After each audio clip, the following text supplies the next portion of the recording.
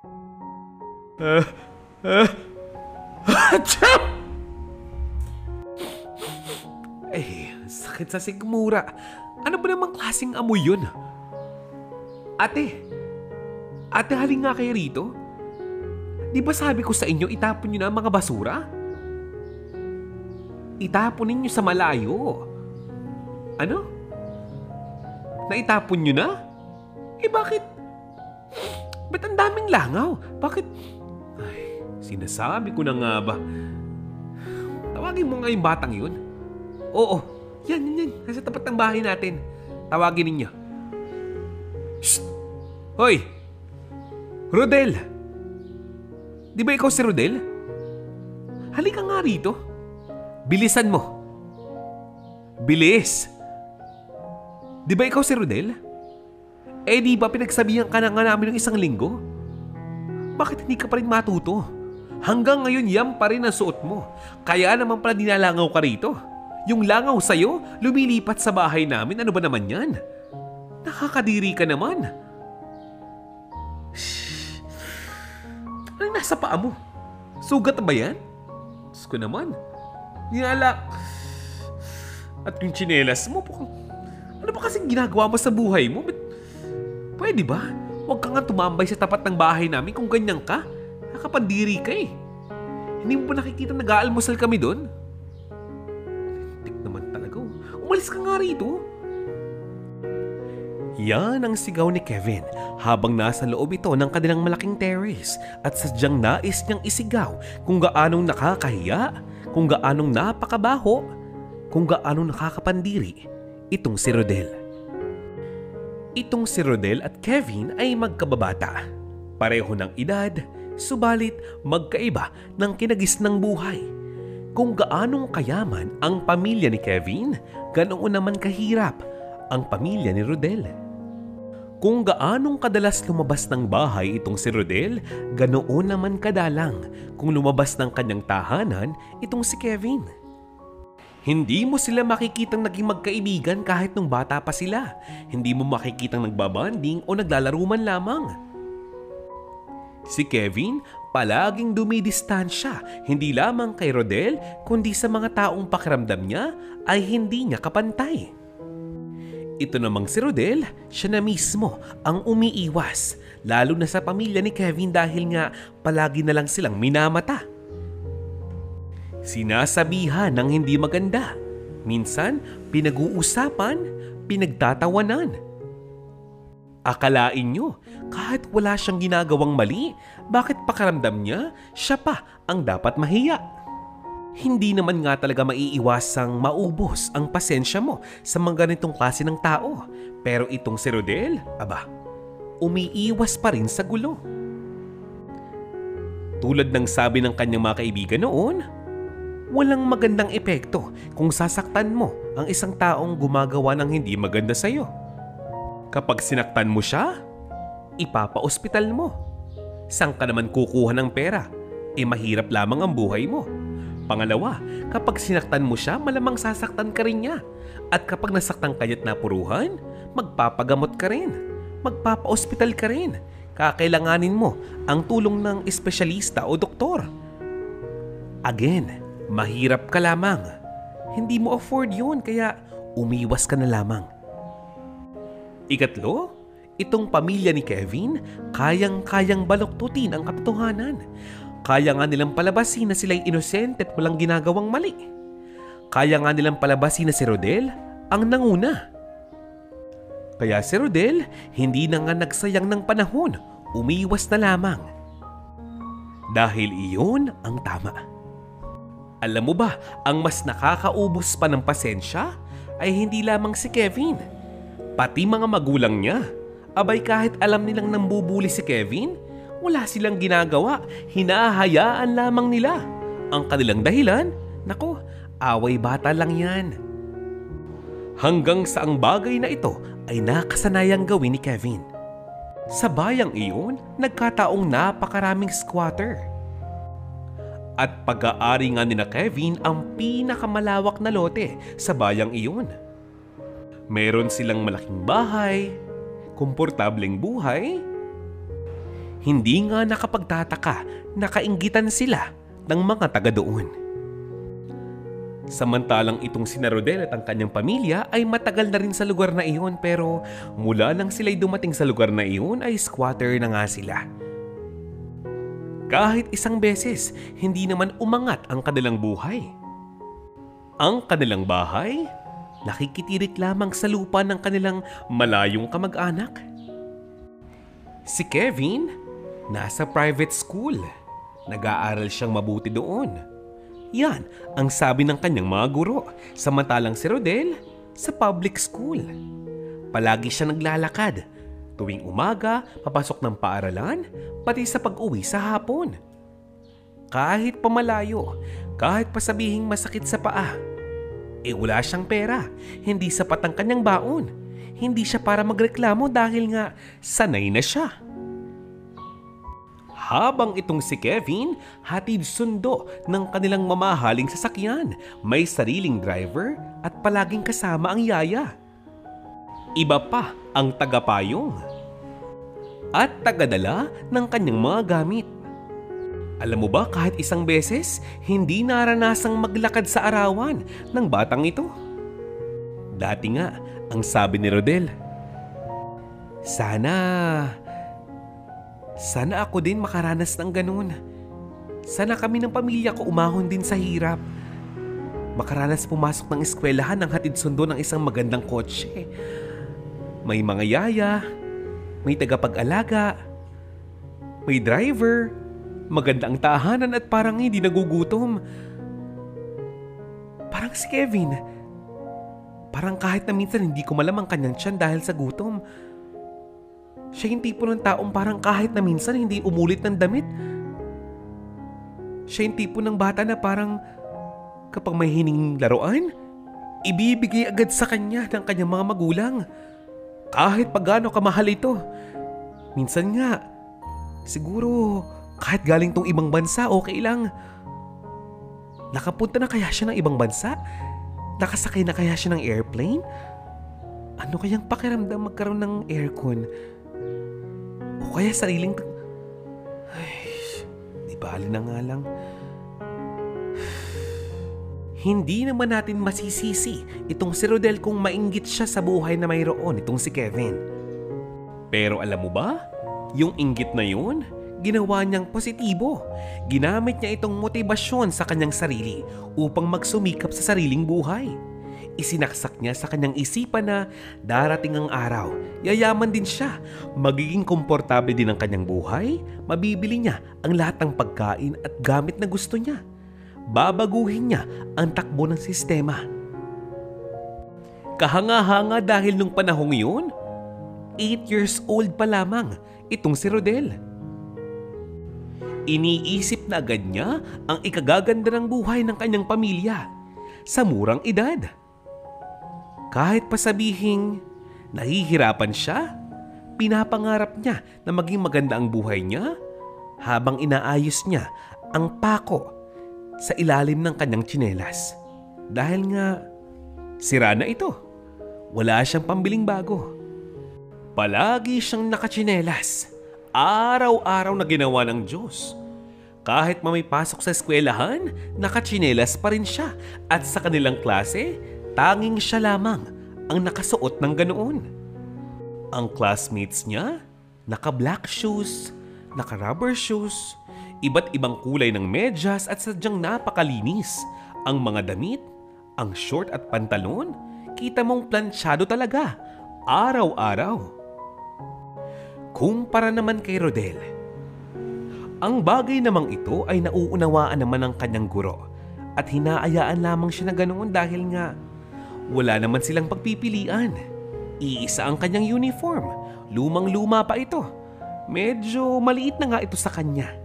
Dahil ito ay nabili pa ng kanyang ina sa isang kapitbahay. Kahit na ganoon, hinahangaan ng kanyang mga kaklase itong si Rodel dahil isipin nyo, nakatsinelas, umulan man o umaraw, nakatsinelas, walang reklamo. Kahit pa sabihing medyo madumi na ang kanyang shorts, kahit pa sabihing munti ka na nga siyang habulin ng plancha sa dami ng gusot ng kanyang polo, pumapasok pa rin siya sa araw-araw. Hindi siya lumiliban. Hindi dahil lang wala siyang baon para umabsent siya sa paaralan. Isang hapon, napadaan itong si Rodel sa tapat mismo ng bahay ni na Kevin. Amoy na amoy niya ang mga nilulutong pagkain. Habang siya'y nasa daan, nakatingin lamang siya. Kitang-kita niya. May kumakain ng cake, ng ice cream, umiinom ng soft drinks. Lalo pa siyang natuwa dahil may naglabas ng 2 lechon. Maya-maya, isinunod na ang napakaraming fried chicken. Kitang-kita nga ni Rodel itong si Kevin at ang kanyang mga kaibigan na tuwang-tuwa habang sumasayaw, habang kumakain. Party kung party. Alam mo ba, itong si Rodel, napahawak na lamang sa kanyang tiyan at lalakad ng muli. Pero bigla siyang tinawag ni Kevin. Nung una, hindi niya pinapansin. Pero tawag pa rin ito ng tawag. Lumingon siya. Pero alam mo ba, itong si Kevin, imbis na imbitahin itong si Rodel, ipinakita lamang niya at ng kanyang mga kaibigan na sila ay nagsasaya, na sila ay kumakain ng masarap na pagkain. Iniinggit nila ang pobreng si Rodel. Alam mo ba, itong si Rodel, dahil napatigil siya nang makitang kumakain ng masarap na pagkain sina Kevin, hindi niya nga napansin na ang kanyang kabilang paa ay nakalublog na sa putik. Nalaman lamang niya ito nang siya'y pagtawanan ng ilang mga kabataang nasa labas din ng bahay ni na Kevin. Nakakahiya nga naman talaga ang nangyari sa kanya dahil nang subukan niyang maglakad, abay naiwan pa ang kanyang tsinelas na sira. Habang pinagtatawanan si Rodel ng mga kaibigan ni Kevin at ng mga magulang nito, ang tumatakbo sa isipan ni Rodel, kailan kaya siya makakatikim ng ganung mga pagkain? Kailan kaya siya makakaranas ng ganung klase ng buhay? Kailan kaya may maghahanda sa birthday niya? Kailan kaya siya makakaranas magka-cake sa birthday niya? Yan ang nakatanim sa kanyang isipan habang siya naglalakad pa uwi ng kanilang bahay. Lakad dito, lakad, lakad, lakad. Maya-maya, nakarating na nga siya sa kanilang tahanan pero napakatahimik dito. Bakit maaga pa lamang ay sarado na ang pintuan?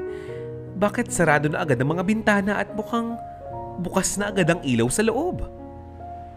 Wala pang 6:00 ng hapon noon. Pagpasok niya, nakita niya ang kanyang kapatid at ang kanyang ina nakahiga na sa banig. Mukhang tulog na nga ang mga ito. Nagtungo siya sa kusina subalit ang kaldero, wala man lamang laman. Ni asin o asukal, wala sila. Ang kanyang ama hindi pa naman umuuwi. Napakamot na nga lamang sa ulo itong si Rodel at umupo sa upuan upang gawin ang kanyang mga takdang aralin. Habang hinihintay ang kanyang amang tricycle driver nung panahong ngayon. Lumipas pa ang ilang mga oras. Anong oras na nga ba noon? 7:00? 8:00? Mag-aalas 9 na nga ng gabi nang matapos nitong si Rodel ang lahat ng kanyang mga gawain. Gutom na gutom siya noong panahong ngayon. Biglang dumating ang kanyang ama. Excited siyang binuksan ng pintuan at nagmano rito. Subalit ang kanyang ama, walang bitbit na kahit na ano. Maya-maya pa'y bumangon na nga ang ina nitong si Rodel at ang kanyang kapatid. Pero pareho silang nagulat dahil itong kanilang haligi ng tahanan, wala ring bitbit na kahit na ano. Ang kanyang dahilan, ang perang hawak daw niya ay para sa pambayad ng kuryente at tubig. Kitang-kita nga ni Rodel sa mata ng kanyang kapatid at ng kanyang ina ang panlulumo, ang panghihina. Samantalang ang kanyang ama, kahit pa sabihing nakatalikod, kahit pa sabihing tahimik lamang sa isang sulok, alam niyang humihikbi ito sa dinadanas na buhay ng kanyang pamilya. Itong si Rodel, nakaisip ng paraan. Nais niyang i-motivate ang kanyang pamilya at sinabing, "Inay, Tay, uy, ikaw, hayaan niyo na. Hayaan niyo pag nakapagtapos ako ng pag-aaral mag-iibang buhay natin, hindi naman palaging ganito. Maniwala kayo, gagawin ko ang lahat upang umikot naman ang gulong sa atin. Araw-araw, busog kayo sa pagkain. Pangako ko po yan sa inyo, Inay. Magtatapos ako ng pag-aaral at ipapakita ko sa inyo na hindi na mangyayari uli ito.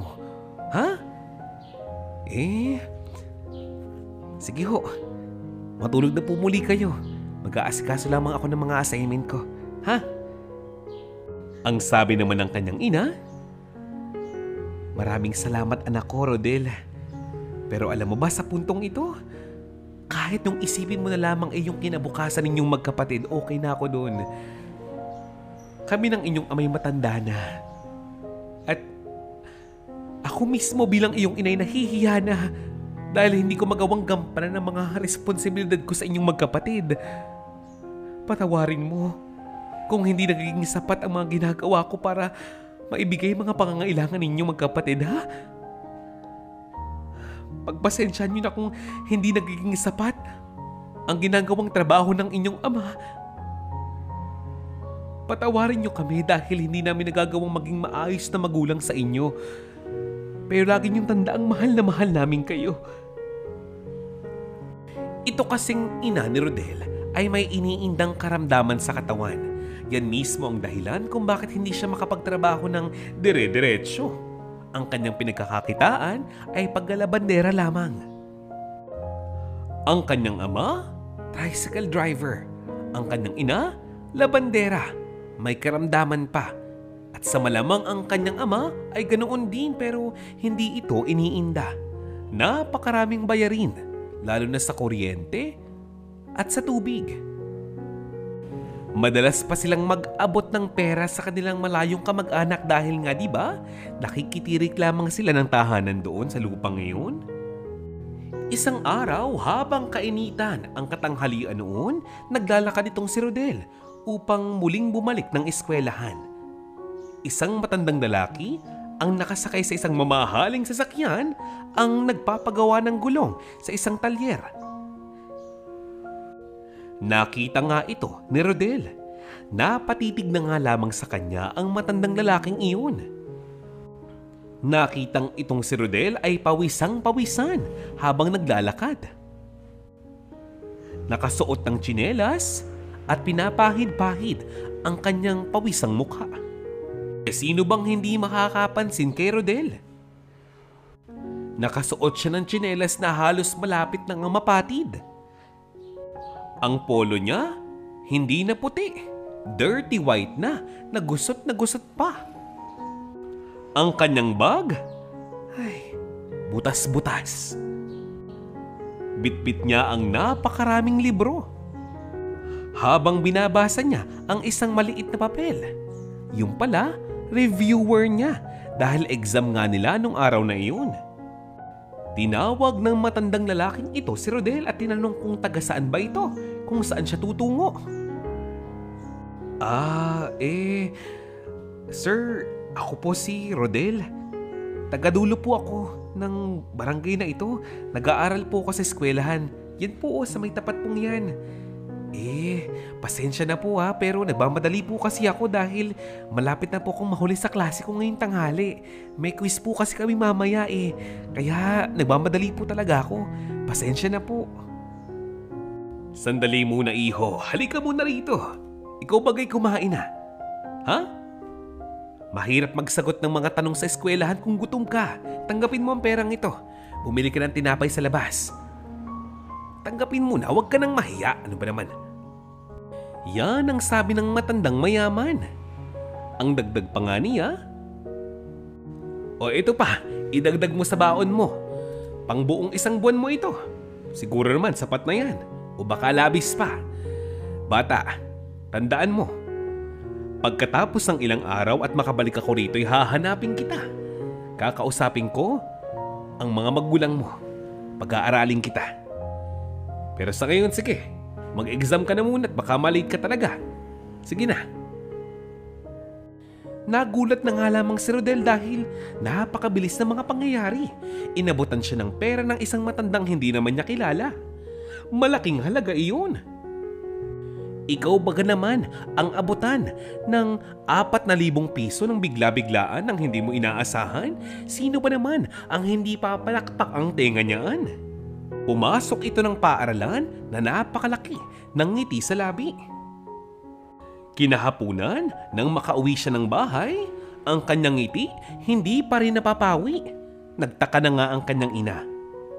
Sinabi niya sa kanyang ina na may isang taong naawa sa kanya nung tanghali. Binigyan siya ng pera. Pinakita nito ang perang ibinigay ng matanda at napamulagat na nga lamang ang kanyang ina. Lintik na bata ito? Hindi ba't sabi ko sa'yo huwag kang magnanakaw? Ha? Rodel, masamang bagay iyon. Mahirap bang intindihin ang mga sinasabi ko sa'yo? Mahirap bang unawain ang mga pangaral ko? Ang pangaral namin sa'yo? Huwag na huwag kang mangingialam ng bagay na hindi sa'yo. Gusto mong paniwalaan ko mga sinasabi mo? Ang karamihan ng mga kabahayan dito, squatter na katulad natin, mahirap lamang ang buhay at gusto mo ngayong paniwalaan ko mga sinasabi mo? Ngayong hapon uuwi kang may bitbit kang pera? Itong batang ito, pati ba naman ako ipapatalunin mo pa sa patag? Ha? Aray! Ah, Nay! Ang sakit naman ng pingot ninyo. Di ba sabi ko nga po sa inyo, makinig po kasi kayo, Nay. Ibinigay po talaga yan sa akin ng isang matandang nakakotse. Nagpapagawa po siya ng gulong dun sa may talyer ni Kariko.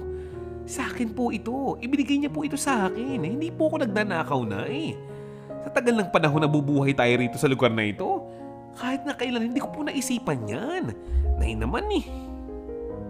May punto nga naman itong si Rodel. Sa tagal ng buhay nilang naghihirap sila sa lugar na iyon, kahit na kailan, hindi niya nagawang magnakaw. Narealize ito ng kanyang ina at napaawa naman sa kanyang anak at humingi ng tawad. Humingi ng pasensya. Sa sobrang excited, itong si Rodel at ang kanyang kapatid nagtungo agad palabas ng bahay, patakbo sa isang malapit na talipapa at bumili ng maraming bigas, isda at prutas. Marami pang tira, maaari pa itong paghatian ng dalawang magkapatid. Masayang-masaya nga silang mag-anak nung gabing iyon. Maging ang kanyang ama, tuwang-tuwa dahil busog na busog silang lahat. Nakakain sila ng tama nung araw na iyon. Matapos ang hapunan, nagkukwentuhan pa rin silang mag-anak. Ang sabi nga nitong si Rodel, Inay, Itay, alam niyo po ba, sabi ng matandang lalaki kanina, babalikan daw niya ako. Hahanapin ang bahay natin at kakausapin kayo. Abay pag-aaralin daw po ako. Nakakatuwa hindi ba? Parang nung una akala ko nagjo-joke pero parang totoo. Mayaman yun eh. Mayaman talaga. Ang sabi ng kanyang ama, Anak, masaya ko para sa iyo. Masaya ko para sa nangyari sa iyo ngayong araw na ito pero huwag ka na munang umasa. Ang bagay na iyon na hindi mo pa sigurado. Sa ngayon, ipagdasal na nga lamang nating mangyari yan pero sa ngayon huwag ka muna masyadong umasa dahil baka masaktan ka lamang. Baka masaktan lamang tayo. Alam mo may awa ang Diyos anak. Kung para sa iyo ang biyayang iyon, magaganap yun. Ibibigay niya yun sa iyo. Pero sa ngayon, kumalma ka na muna. Ha? Dahil ang mga bagay na ito ay parang sa pelikula mo lamang makikita. Masyadong imposible, anak. Tama nga naman ang sinabi ng kanyang ama. Mahirap ang basta na nga lamang umasa sa pangako ng isang taong ni hindi mo man lamang kilala. Lumipas pa ang ilang mga araw at mga linggo. Ginamit ng pamilya ni Rodel ang perang ibinigay sa kanya ng matanda. Malapit nang matapos ang buong isang buwan, bumalik na nga sila sa realidad. Wala na naman silang pagkain. Walang perang pambaon. Hanggang isang araw, nagpanagpo na naman ang dalawa, si Rodel at si Kevin, at muli siyang binuli, muli siyang hinamak ng kanyang kababata. Kaya Oh my God! Ay, nandiyan ka na naman pala. Kaya pala parang nangangati na naman ako. Diyos ko naman, Rodel. Pwede ba? Dumistansya ka nga sa akin at sa mga kaibigan ko? Hindi ka nababagay sa amin. Alam mo, hindi ko magawang tanggapin na ang hanging hinihinga mo ay nalalanghap ko hanggang dito. Pwede ba? Hindi ba uso ang toothbrush sa inyo? O baka naman wala kayong tubig? Ha? Yan ang sabi ni Kevin. Ang sabi naman ng kanyang mga kaibigan, oo nga naman, Rodel, look at your foot. I mean, anong klaseng paa yan? Bakit parang puro sugat yung kanan mong paa? Ew. Ang sabi pa nga nung isa, uy, di ba yung suot mong shorts, yan pa yung suot mo ng isang araw? Bakit? Suot mo na naman yan. Favorite mo yan, no? Ew. Muling nagsalita itong si Kevin at sinabing, guys, ano ba naman? Gamitin nyo nga mga utak ninyo. Ano bang ine-expect nyo dito kay Rodel? Ha? Yung mga magulang niya nga, ganun din naman ang buhay, di ba? Balita ko, ang kanyang tatay, Diyos ko naman, isa sa pinakamaanghit at pinakamabahong tricycle driver sa barangay na ito. Pero napakalakas ng loob magtawag ng mga kulahiyala para sumakay sa kanya. Ang kanyang ina, labandera lamang naman. At balita ko pa, dakilang mangungutang ang pamilya ng mga yan. Diyos ko, nakakahiya, di ba? Yeah. Getting into my nerves. Dito na nga pumitik itong si Rodel. Lumabas na nga ang kanyang galit dahil nga nadamay na pati ang kanyang mga magulang sa pamubuli sa kanya ng kanyang kababata. Bagay na hindi niya kayang palagpasin. Ang kakapal ng mga mukha ninyo. Sino kayo? Sino ka? Para husgahan ako at ang pamilya ko, ang mga magulang ko. Wala kang alam sa buhay namin? Kapag naranasan mo na yung mga bagay na ginagawa namin sa araw-araw, saka mo kami husgahan. Ha? Ikaw na hindi man lamang naaarawan? Kayo na hindi man lamang pinapawisan? Wala kayong karapatan na husgahan kami. Oo, mabaho ako. Bakit? Kasi habang nag-aaral ako, sinusubukan ko rin magtrabaho at kumita ng pera. Hindi ako ahasa na sa mga magulang ko. Sabihin na nga nating tunay na may amoy ang papa ko. Totoong may amoy siya. Pagod siya at siya yung tipo ng taong madaling magpawis. Pagod siya eh. Masipag siya eh. Ginagawa niyang lahat para sa kanyang pamilya at hinahangaan ko siya dahil doon. At ang nanay ko? Oo, naglalabandera siya. Kumikita siya ng pera. Hindi man ganun kalaki pero... Alam mo ba, may sakit ang nanay ko. Ganun pa man, sinisikap niyang buhayin kami. Kami magkapatid. Nakakahiya naman pala sa inyo. Ang yayabang ninyo. Hindi porke mayamang kayo, pwede yung tapak-tapakan kami mahihirap. Ha? Hindi nga namin kayo inaano. Napatahimik naman itong si Kevin at ang kanyang mga kaibigan. Hindi dahil sa mga sinasabi ni Rodel, dahil alam nilang parating na ang papa ni Kevin. Narinig pala ng papa ni Kevin mula sa taas ng kanyang bahay ang mga sigaw nito, ang mga sinasabi nito. Kaya iniisip niya, baka daw binubuli ni Rodel ang kanyang anak na si Kevin. Kaya agad siyang bumaba ng bahay at sinigawan si Rodel. Bakit ba napakaingin niyo rito, kids? Sino ba?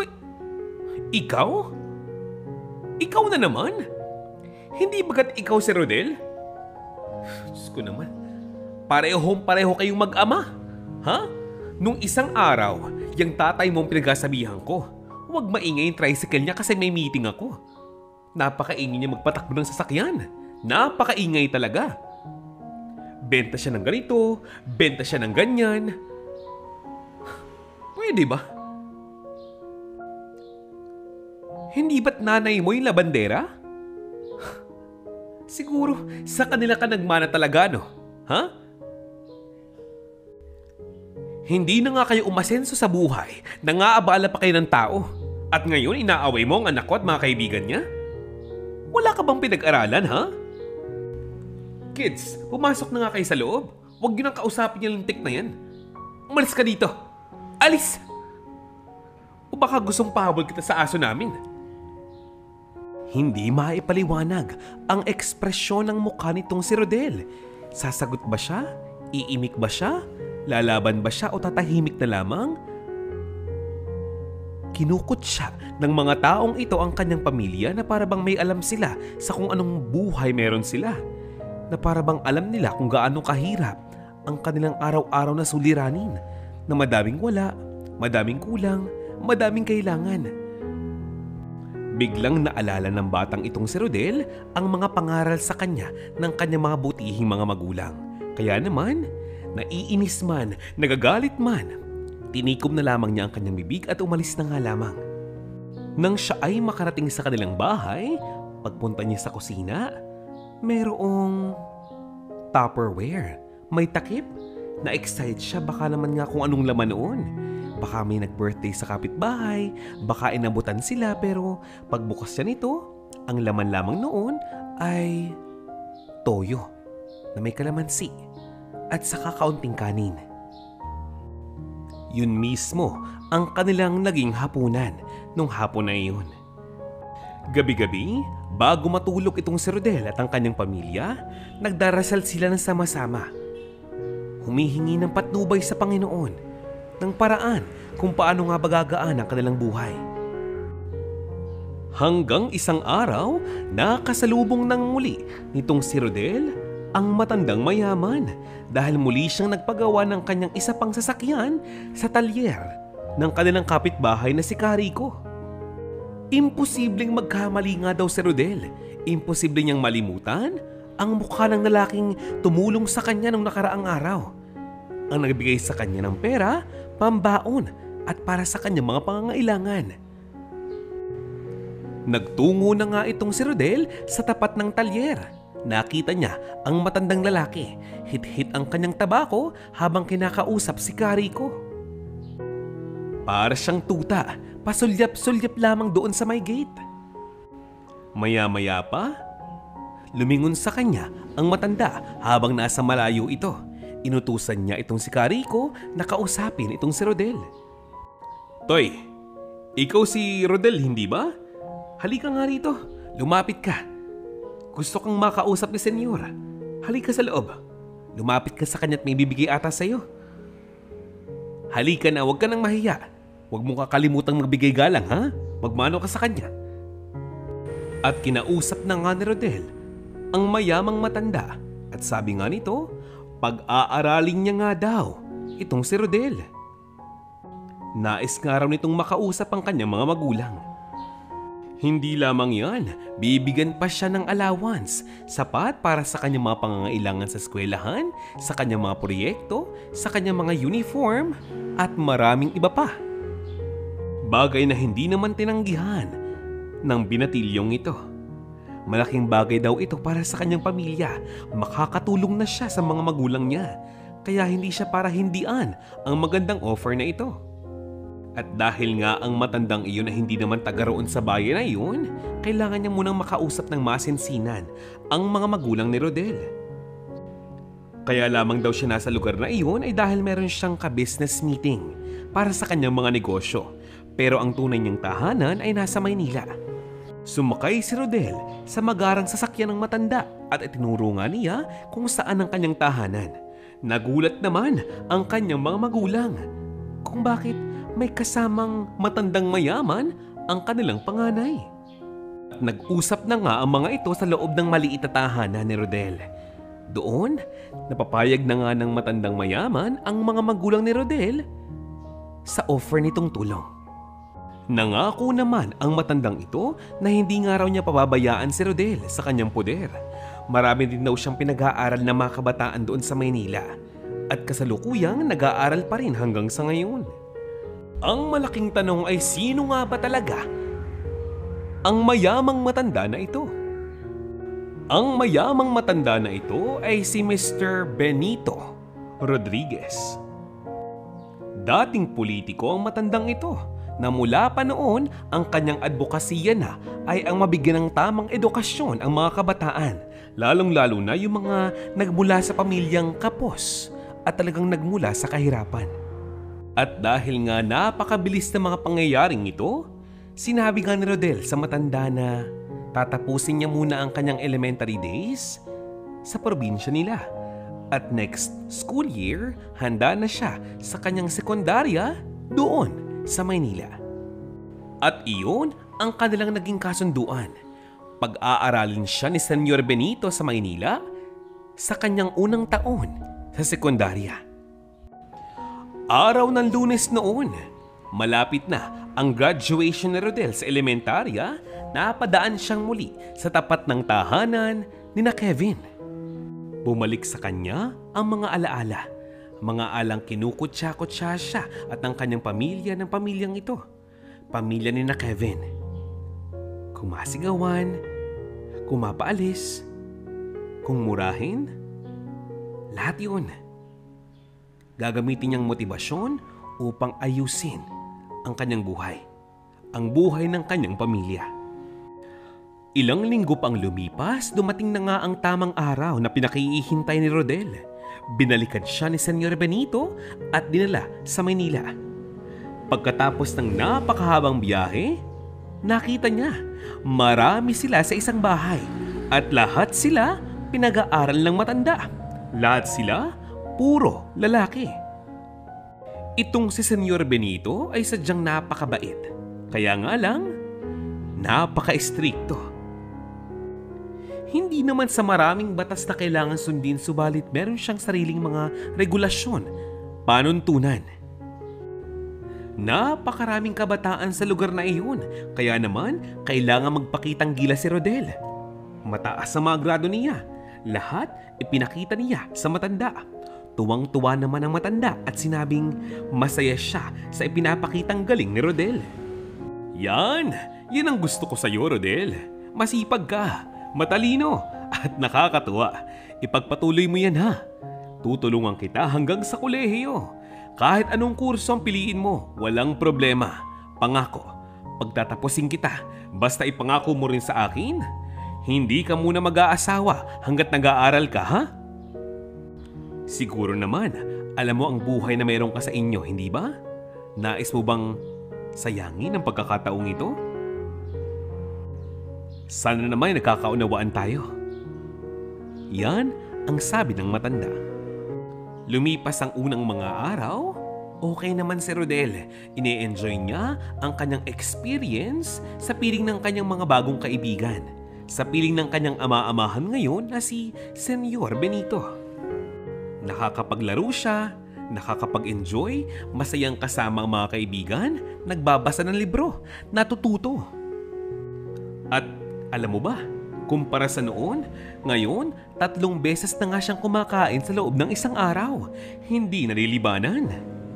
Iyan ang mismong dahilan kung bakit sa tuwing gabi, bago siya matulog, naaalala niya ang kanyang kapatid at mga magulang.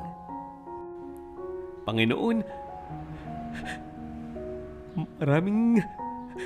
maraming salamat po sa mga binibigay niyo pong biyaya sa akin. Pero sana po may pagkain po ang mga magulang ko ngayon. Sana po may pambaong ko yung kapatid ko sa eskwelahan. Sana po busog silang katulad ko. Sana katulad ko komportable po ang buhay nila ngayon. Panginoon, huwag niyo po silang papabayaan. Mabait naman itong si Senyor Benito. Pinapagamit niya ng telepono ang mga kabataan upang kamustahin at tawagan ang mga pamilya nila. Subalit sadyang iba pa rin ang mayakap mo at mahalikan ang iyong pamilya. Maramdaman ang kanilang pagmamahal sa iyo. Kaya naman, ng isang araw, nalaman ni Rodel na babalik sa kanilang probinsya itong si Senyor Benito. Ito ay ginamit niyang pagkakataon. Nagpaalam siya na baka naman daw maaari siyang sumama. Nais niyang mayakap muli ang kanyang pamilya. Bagay na hindi naman ipinagkait ng matanda. Malapit nang magtapos ang sekundarya noon si Rodel. Binatang binata na ito. At halos lumuha ang kanyang mga magulang nang makita silang muli. Walang tigil sa pagpatak ang kanilang mga luha sa mata. Ibang-iba na ang itsura nitong si Rodel. Mas matangkad. Medyo mas mapusyaw na ang kulay ng kanyang kutis. Medyo mas may laman na ang kanyang katawan. Hindi tulad noon na napakapayat niya. Kung gaanong kaligaya ang puso ng kanyang mga magulang at kapatid nang makita si Rodel, kabaliktaran naman ang naramdaman ni Rodel. Hindi naman sa hindi siya masaya, hindi naman sa hindi siya maligaya, subalit nang siya'y umuwi kasama itong si Senyor Benito pauwi ng Maynila, naramdaman niya ang sama ng loob dahil nakita niya na mas kalunos-lunos ang kondisyon nila ngayon. Hindi niya nga maiwasan na hindi mag-alala sa kanyang pamilya. Iniisip niya na, paano mga ito kung may dumaang bagyo? Paano na ang kanyang pamilya? Paano kung sumuko ang kanilang barong-barong? Wala naman silang kamag-anak na malapit na pwedeng takbuhan. Sino ang tutulong sa kanila? Upang mapawi ang kanyang pangamba, kinausap nitong si Senyor Benito ang kanyang mga assistant at sinabing padalahan ng pera ang pamilya ni Rodel. Subukang gawa ng paraan na mapaayos ang sira ng kanilang tahanan upang kahit paano ay tumagal ito sa panahon ng bagyuhan. At dahil sa utang na loob, sinabi nga ni Rodel na gagawin niya ang lahat upang makapagtapos siya ng maayos sa kanyang kursong kukuhanin.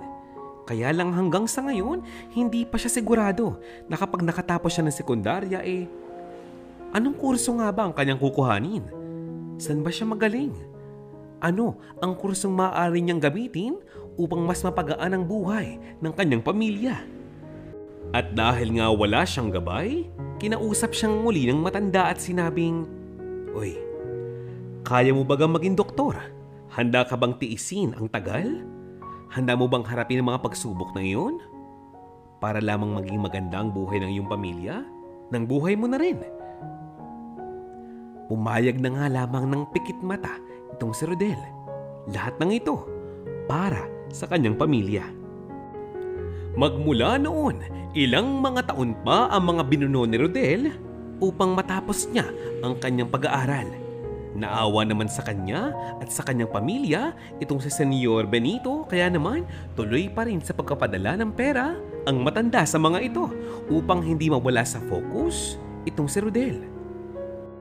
Itong si Rodel kasi ang pinakamagaling sa kanilang grupo.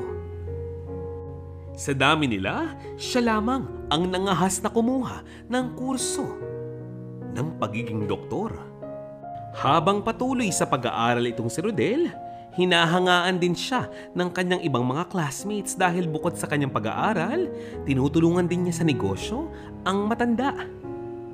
Aral, negosyo, kaibigan, part-time na trabaho, sabay-sabay yan. Napakabilis ng mga taon, napakabilis ng mga pangyayari. Ngayon, halos maging ganap na ng doktor itong si Rodel. Nakapagtapos siyang may karangalan, napakataas pa ng kanyang mga grado. Halatang hindi mapapahiya sa matandang nagpapaaral sa kanya. Agad siyang ipinasok sa isang pribadong ospital at doon nagsimula ang kanyang trabaho. Ang biling nga ng matanda, "Utoy, Rodel, tulad ng alam mo, napakabilis ng panahon.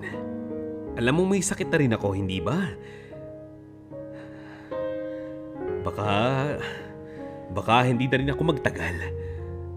Huwag na huwag mo kung ipapahiya sa mga connection ko, ha? Galingan mo palagi ang trabaho mo. Galingan mo. Lagi mong tandaan na masayang masaya ako sa mga nangyari sa buhay mo. Ibangon mo ang pamilya mo. At sana, subukan mong gamitin ang kakayahan mo ngayon upang mas makatulong pa sa mas maraming tao. Kahit pasabihin nating palaging abala sa kanyang trabaho itong si Rodel, kahit na kailan, hindi siya nagkaroon ng dahilan upang hindi kamustahin ang kanyang mga magulang at kapatid.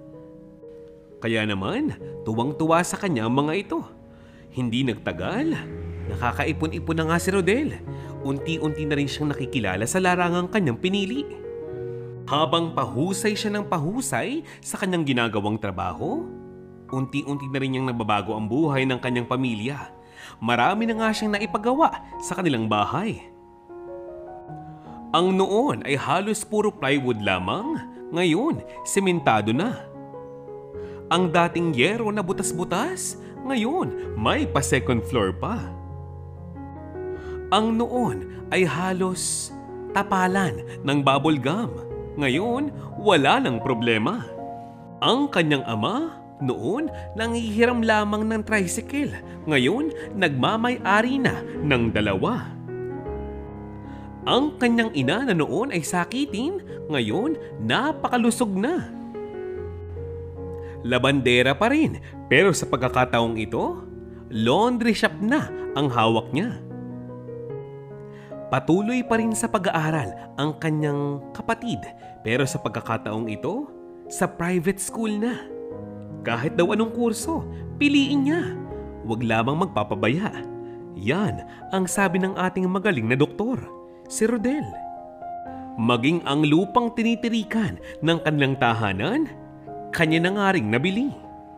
Napakaraming pagbabago sa buhay ni Rodel at ng kanyang pamilya. Maaaring ito ay pinangarap nila pero hindi inakalang magkakatotoo ng ganito. Kung yung pamilya nga ni Rodel hindi makapaniwala hanggang sa ngayon, yung mga kapitbahay pa kaya? Lalong-lalo na ang pamilya ni Kevin. Ang noon ay napakayabang na si Kevin, hindi man lamang nakapagtapos ng kolehiyo. Mahigit 3 beses na nga siguro siya nagpalipat-lipat ng kurso. Subalit sa dami ng kanyang bisyo at kakabarkada niya, iyon, nabalitaan na nga lamang ni Rodel na naipasok na pala sa rehabilitation center. Hanggang sa naisipan nga nitong si Rodel na bigyan ng mas maginhawang buhay ang kanyang pamilya. Hindi na nga niya pinagkatrabaho pa ang kanyang mga magulang. Ang kanyang kapatid ay tapos na sa kanyang kurso, kaya maaari na siyang mga ibang bansa kung nais niya. Kung tutuusin ay magandang ending na ito sa istoryang ito, hindi ba? Maayos ang buhay nila. Pero hindi pa. Dumating ang isang delubyo sa buhay ni Kevin at ng kanyang pamilya. Utay-utay, unti-unti, nauubos na pala ang kanilang mga ari-arian. Paanong hindi? Nagkaroon pala ng malubhang karamdaman itong ama ni Kevin. Ang mga pag-aari na ibenta na, ipagbili na sa murang halaga. Nagtungo pa ng Amerika dahil wala silang katiwa-tiwala sa mga doktor sa Pilipinas. Pero kahit saang bansa pa nga sila magtungo, ang mga doktor doon hindi matukoy kung ano nga bang tunay na karamdaman nitong ama ni Kevin. Hanggang sa makalabas na nga ng rehabilitation center, itong si Kevin nahihirapan pa rin sa kanyang buhay. Palibhasa ay solong anak ng kanyang mga magulang, kailangan niya magtrabaho. Pero paano? Ano ang kanyang gagawin? Walang taong magtitiwala sa kanyang kakayahan na hanggang sa ngayon, asa pa rin siya sa kanyang mga magulang. Wala siyang maiitulong sa mga ito, lalong-lalo na sa kanyang amang may sakit. Hanggang isang gabi, tumawag ang isa sa mga kaibigan sa kasino ng ina ni Kevin. Ang sabi, meron daw silang kilala na isang mahusay na doktor sa Metro Manila. Palibhasa, may tiwala sila sa kaibigang iyon. Kahit napipilitan, lumuwas pa rin sila ng Maynila upang hanapin ang mahusay na doktor na ito. Nanlaki ang kanilang mga mata nang makita ang doktor dahil ang kanyang mukha ay mukhang pamilyar. Parang nakita na nga nila ito noon. Palibhasa ay naka-face mask ito. Hindi nga nila ito mamukhaan talaga ng maayos. Subalit nang magsimula na nga ang consultation, nakita na nga nila ang buong itsura nito. Ang sabi nga ng ama ni Kevin, "Dok, kailangan ko po ang tulong ninyo. Kailangan ko po ang tulong ninyo dahil nahihirapan na po ako, Dok. Kailangan ko pong gumaling. Ayoko pa hong mamatay. Dok, itinataya ko po sa inyo ang buhay ko." Yan ang sabi ng ama ni Kevin. Ang sabi naman ng doktor, "Wala po kayong dapat ipag-alala. Ako na pong bahala sa inyo." Sa ngayon, tibayan niyo po ang loob ninyo at manalangin tayo. Nang pawiin ng doktor ang luha sa mga mata ng ama ni Kevin, natitigan niya ang mukha ng doktor na ito. Napatunayan niya na ang doktor na ito ay si Rodel. Nakaramdam siya ng hiya sa kanyang sarili. Sabi niya nga, "Tama ang hinala ko. Ikaw nga si Rodel, ang dati naming kapitbahay sa probinsya. Dok, patawarin mo ko sa mga nagawa ko sa iyo. Hindi ko sinasadya. Ipagpatawad mo ang aking kamangmangan. Patawarin mo ako, Dok." At nag-usap na nga ang dalawa. Sinabi nga ni Dr. Rodel na wala siyang dapat ipag-alala. Wala na nga sa kanya ang mga bagay na iyon. Matagal niya na itong kinalimutan. Pangalawa, yung mga nangyari sa nakaraan, yun mismo ang dahilan kung bakit nagbago ang kanyang buhay. Ginamit niya itong motibasyon upang mabigyan ng magandang buhay ang kanyang pamilya at ang kanyang sarili. Kung tutuusin nga, dapat daw siyang magpasalamat sa mga ito.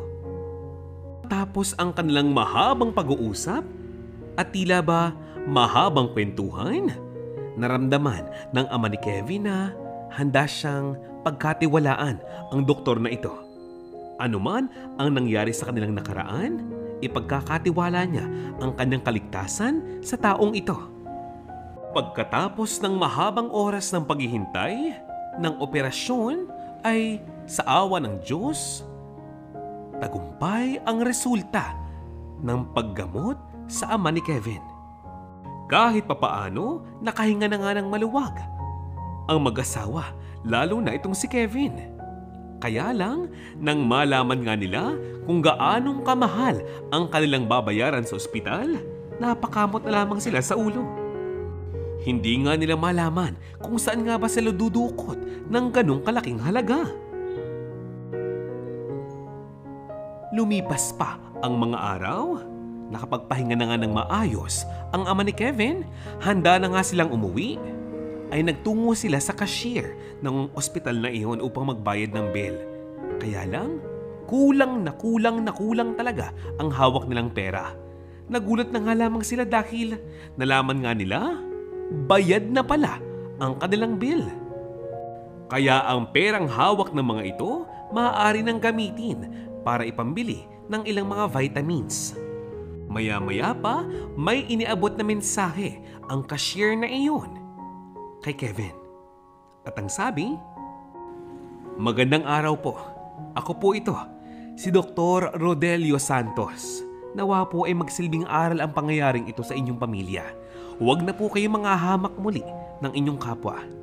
Pare-pareho lamang po tayong tao. Anak ng Diyos. Mahalin po natin ang isa't isa at ingatan. Kevin, sana'y nasa maayos kang kalagayan. Ingatan mo ang iyong mga magulang." Hiyang-hiya sa kanilang mga sarili itong si Esther, si Romeo at ang anak na si Kevin. Umalis na nga sila ng ospital na iyon at bumalik ng probinsya na halos hindi man lamang makatingin ng diretsyo sa pamilya ni Rodel. Ngayong baliktad na ang kanilang mga mundo, nawa ay magsilbing aral ang istoryang ito sa kanila, sa mga taong nakakakilala sa kanilang mga pamilya at sa mga taong nakikinig ng istoryang ito. Huwag kang mawawalan ng pag-asa. Nandiyan ang Panginoon. Aalalayan ka. At dito na nga po nagtatapos ang ating istorya ngayong araw na ito. Maraming salamat po sa inyong pakikinig. Shout out time! Maraming salamat po sa inyong pakikinig. Shout out para kay Emelisa Tominaga from Japan. Heart. Sa inyo rin po, Teresita Yu, Erlinda Chong, Maymay Suban, at Miss Mary Guse. Shout out din po para kay Miss Esther Cabiente, Cherry Ann Beronia, at Rosang Galat Channel. Salamat sa pag-like, salamat sa pag-subscribe. Uy! Carmelita Mabanag, Norma Mendoza at Princess Rocker. Hello! Binabati ko rin po ng isang magandang araw ang Bobiles family from Carmona, Cavite at San Pablo City, Laguna. Aurelia Pitilla, Rosemary Macabio, hello! Inel TV at LV Linares.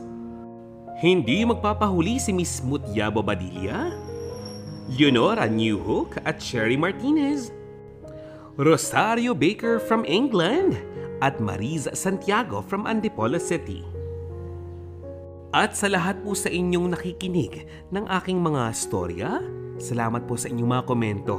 Talaga pong nakakarating po sa akin ang mga mensahe po ninyo. Maraming salamat po sa lahat. At sana po, suportahan niyo po ang parating pang mga istorya ng channel na ito.